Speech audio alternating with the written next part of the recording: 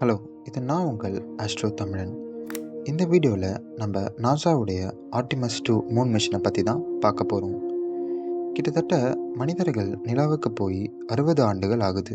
1969 astronaut Neil Armstrong Apollo 11 moon mission மூலியமாக நிலவில் முதல் மனிதராக காலடி எடுத்து வச்சார். அதன் பிறகு நாசா பல அப்போலோ மிஷன்ஸை மூனுக்கு அனுப்பியிருந்தாங்க. அப்போலோ 12, அப்போலோ 13, 14 அதில் பலது சக்ஸஸ் ஆனாலும் சிலது ஃபெயிலியரும் ஆச்சு. முடிவாக 1972 இந்த ஒட்டுமொத்த அப்போலோ மிஷன்ஸையும் அவங்க ஸ்டாப் பண்ணாங்க.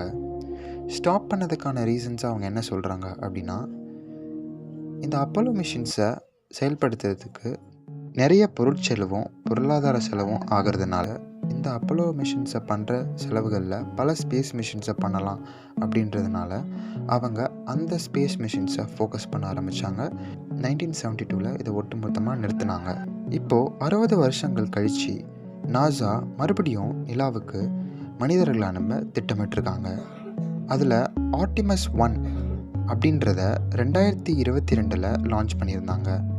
இந்த ஆர்டிமஸ் 1 ராக்கெட் பார்த்திங்கன்னா மனிதர்களை கேரி பண்ணாமல் எம்டியான ஸ்பேஸ் மாடியூலை அனுப்பியிருந்தாங்க test. English uncrewed rocket launch அப்படின்னு சொல்லுவாங்க. இந்த ஆர்டிமஸ் 1 2022 நாசா அனுப்பியிருந்தாங்க. சக்ஸஸ்ஃபுல்லாக அது மீண்டும் பூமிக்கும் திரும்பி வந்துடுச்சு. இப்போ இந்த ஆர்டிமஸ் 2 பார்த்திங்கன்னா மனிதர்கள் இதில் பயணிக்க போகிறாங்க. மனிதர்கள் 9 நாட்கள் பயணிக்க போகிறாங்க. முந்தைய மூன் மிஷன்ஸில் எப்படி சாட்டன் ராக்கெட்ஸை பயன்படுத்தினாங்களோ இந்த தடவை மனிதர்களை மூனுக்கு அனுப்ப நாசா பயன்படுத்துகிற ராக்கெட்ஸ் வந்து எஸ்எல்எஸ் அப்படின்னா ஸ்பேஸ் லான்ச் சிஸ்டம். இது கிட்டத்தட்ட 2 மிகப்பெரிய பூஸ்டர்ஸை கொண்டது. இந்த ரெண்டுமே எர்த்தோடைய லோ ஆர்பிட்டில் இந்த க்ரூவை கொண்டு போய் சேர்க்கும். எர்த் லோ ஆர்பிட்டில் இது சேர்த்த உடனே இந்த ஸ்பேஸ் கிராஃப்ட் பார்த்திங்கன்னா எர்த்தோடைய எலிப்டிக்கல் ஆர்பிட்டில் ரீச் ஆன உடனே எர்த் புவி விசையை தாண்டி இது நிலாவை நோக்கி பயணிக்கும். ஒன்ஸ் நிலவுடைய நீள்வட்ட பாதையை ரீச் பண்ண உடனேயே இது நிலவை வட்டமடிக்கும். ஆனால் நிலவில் தரையிறங்காது. நிலவில் வட்டமடித்து மறுபடியும் இது பூமிக்கே ரிட்டர்ன் வந்துடும். ஸோ இதுதான் ஆர்டிமஸ் 2 உடைய பிளான். இப்போ உங்களுக்கு ஒரு கேள்வி வரலாம், ஏன் இவங்க நிலவில் தரையிறங்காமல் மறுபடியும் பூமிக்கே ரிட்டர்ன் வராங்க அப்படின்னு. ஆர்டிமஸ் 1 பார்த்திங்கன்னா மனிதர்களை அனுப்பாமல் வெறும் ஸ்பேஸ் கிராஃப்டை மட்டும் நிலவுக்கு அனுப்பிச்சு மறுபடியும் சக்ஸஸ்ஃபுல்லாக ரிட்டனாக கொண்டு வந்தாங்க பூமிக்கு.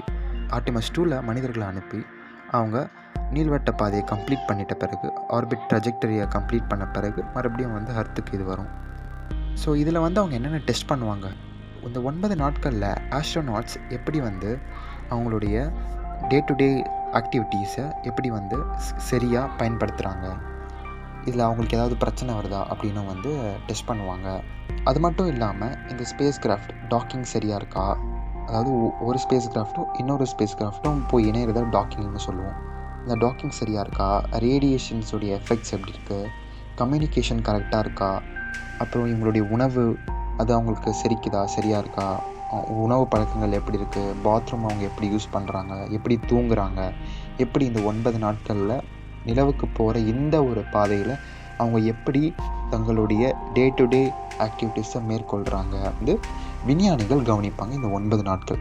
ஸோ இந்த 9 நாட்கள் அதுக்கு தான். இந்த ட்ரெஜெக்டரியை இவங்க எர்த்துலேருந்து மூனுக்கு போட்டிருக்க இந்த ட்ரெஜெக்டரியை கம்ப்ளீட்டாக அந்த ஸ்பேஸ் கிராஃப்ட்டு கம்ப்ளீட் பண்ணதா எந்த ஒரு பிரச்சனையும் இல்லாமல் அப்படின்றத இந்த ஆர்டிமஸ் 2 அவங்க சரியாக பண்ணி முடித்த பிறகு தான் ஆர்டிமஸ் 3 மறுபடியும் இதே ஆஸ்ட்ரோநாட்ஸ் போவாங்க. இந்த தடவை அவங்க நிலாவில் போய் தரையிறங்குவாங்க. இந்த ஆர்டிமஸ் 2 ராக்கெட் அமெரிக்காவில் உள்ள ஃப்ளோரிடா மாகாணத்தில் கெனடி ஸ்பேஸ் சென்டரில் 39B லான்ச் பேட்லேருந்து லான்ச் ஆகும். இந்த லான்ச் பேட்லேருந்து தான் ஷட்டில் ஸ்பேஸ் மிஷின்ஸ் பல ராக்கெட் மிஷின்ஸ் லான்ச் ஆகிருக்கு. ஸோ அதே லான்ச் பேட்லேருந்து தான் இந்த ராக்கெட்டும் ஆர்டிமஸ் 2 லான்ச் ஆகும். இது சரியாக February 5, 2026 லான்ச் பிளான் பண்ணப்பட்டிருந்தது. ஆனால் சில தொழில்நுட்ப கோளாறுகளால் இது தள்ளி போடப்பட்டிருக்கு. இப்போ தற்காலிகமாக இன்னும் வரும் மாதங்களில் மார்ச்சுக்கு அப்புறம் லான்ச் பண்ணப்படும் அப்படின்னு தகவல்கள் வருது. இப்போது இந்த ராக்கெட், அதாவது இந்த எஸ்எல்எஸ் ஸ்பேஸ் லான்ச் சிஸ்டம் வந்து எப்படி லான்ச் ஆகும் அப்படின்னு பார்த்தீங்கன்னா, இது கென்னடி ஸ்பேஸ் சென்டர்லேருந்து லான்ச் ஆகி 2 பூஸ்டர்ஸ் வந்து சென்டரில் இருக்கிற இந்த சிலிண்ட்ரிக்கல் ஸ்டேஜை வந்து இது வந்து எர்த்துடைய லோ ஆர்பிட்டில் இன்ஜெக்ட் பண்ணும். ஒன்ஸ் வந்து இது எர்த்துடைய லோ ஆர்பிட்டுக்கு என்டாயிட்ட பிறகு இந்த 2 பூஸ்டர்ஸும் அந்த மெயின் பாடியிலேருந்து பிரிஞ்சிட்ட பிறகு இது எர்த்துடைய எலிப்டிக்கல் ஆர்பிட்டுக்கு வந்து ரீச் ஆகும். இந்த செகண்ட் ஸ்டேஜ் பார்த்திங்கன்னா, அதாவது இந்த சிலிண்ட்ரிக்கல் ஸ்டேஜ் வந்து அது செப்பரேட் ஆகி இந்த கேப்சியூல், அதாவது ஆஸ்ட்ரோனாட்ஸ் இருக்கக்கூடிய கேப்சியூலை வந்து பூமியோடைய எலிப்டிக்கல் ஆர்பிட்டில் செலுத்திடும். இந்த எலிப்டிக்கல் ஆர்பிட்ன்றது பூமியோடைய ஹை ஆர்பிட். இது கிட்டத்தட்ட 46,000 மைல்ஸ் தூரத்தில் வந்து இது பூமியை வட்டமடிக்கும். இதோடைய க்ளோசஸ்ட்டு பார்த்திங்கன்னா, இது ஒன்ஸ் பூமியை வந்து வட்டமடிக்கும் போது 115 மைல்ஸு, ஃபாரஸ்ட்டு 46,000 மைல்ஸு. இது பூமியோடைய புவியீர்ப்பு விசையிலேருந்து வெளியே போய் இது நிலாவுடைய புவிவட்ட பாதையில் சேரும். புவிவட்ட பாதையில் சேர்ந்து அங்கே ஒரு 3 நாட்களோ இல்லை 4 நாட்களோ வட்டமடித்து விஞ்ஞானிகளும் ஆஸ்ட்ரோநாட்ஸும் சில ரிசர்ச்லாம் மேற்கொண்டு மறுபடியும் வந்து அது பூமியை வந்து ரீச் ஆகும். ஏன் விஞ்ஞானிகள் மூணுக்கு இப்போ ஏம் பண்ணுறாங்க அப்படின்னா, மூணை வந்து ஒரு ட்ரைனிங் கிரவுண்டாக நினைக்கிறாங்க ஃப்யூச்சர் மிஷின்ஸ்க்கு. லைக் மனிதர்கள் மாஸ்க்கு போகணும். ஸ்பேஸ் எக்ஸில் எலன் மாஸ்கோடைய எய்ம் வந்து மனிதர்களை மாஸ்க்கு அனுப்பணும் அப்படின்னு அவர் வந்து ட்ரை பண்ணிகிட்ருக்காரு. ஸோ பலரும் வந்து மாஸை எய்ம் பண்ணுறதுனால நம்ம கிட்ட இருக்கிற ஆப்ஜெக்ட் வந்து மூன் தான். ஸோ மூணை வந்து நம்ம ஈஸியாக அடைஞ்சிட்டு அதில் நம்ம ப்ராக்டிஸ் பண்ணோம் அப்படின்னா நம்ம ஃப்யூச்சர்ஸ், அதாவது லாங்கர் மிஷின்ஸ்க்கு வந்து மாஸ் மாதிரியான மிஷின்ஸ்க்கு நல்லா பர்ஃபார்ம் பண்ணலாம், ஒரு எக்ஸ்பீரியன்ஸ் கிடைக்கும் அப்படின்ற மாதிரி தான் சயின்டிஸ்ட் சொல்கிறாங்க.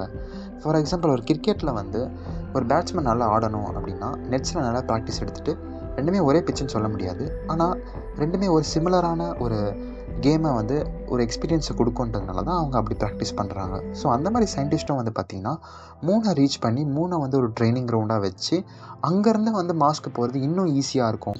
ஏன் மூணை ஏம் பண்ணுறாங்க அப்படின்னா, மூணு தான் நம்ம கிட்டே இருக்குது. கிட்டத்தட்ட வெறும் 3,84,000 கிலோமீட்டர் தொலைவில் தான் மூணு இருக்குது.